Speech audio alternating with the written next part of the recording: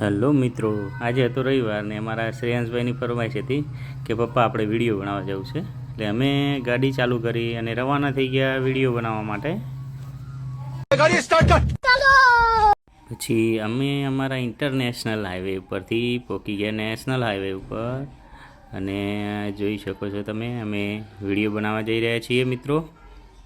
અને આજનો વ્લોગ જોવાનું ભૂલતા નહીં મિત્રો. અમે આખોલ ચોકડી પાસે પહોંચી ગયા છીએ અને જુઓ તમને બનાસ નદી બતાવીશું. આ બનાસ નદી છે. મેં શ્રેયાંશને કીધું, શ્રેયાંશ જો આ નદી રહી. શ્રેયાંશ કે પપ્પા નદી તો હું હર વખતે જોઉં છું, પણ નદીમાં પાણી નથી જોતો. પાણી આવે એટલે બતાવજો. અને મિત્રો અમે પહોંચી ગયા ડીસા. હા જુઓ તમે ડીસાનો નજારો. બહુ મસ્ત ચિત્રો દોરેલા છે પુલના પિલ્લર ઉપર, જોઈ શકો છો.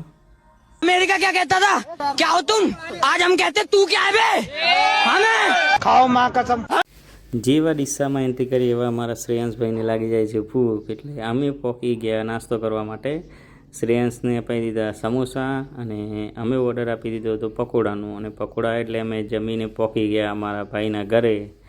અને જો જીઓ અમને જોઈને બહુ ખુશ છે. શ્રેયાંશ એના માટે કંઈક લાવ્યો હતો એટલે એ આપી દીધું. અને અમે પછી ફરી રવાના થઈ ગયા વિડીયો બનાવવા માટે. જોઈ શકો છો બટાકા સર્કલથી આગળ પહોંચી ગયા અને અમે પહોંચી ગયા ફાઇનલી અમારા લોકેશન ઉપર. અહીંયા અમારે વિડીયો બનાવવાના છે. कैमरामैन जल्दी फोकस करो, मम्मा का स्टाइलिश बेटा आ रहा है.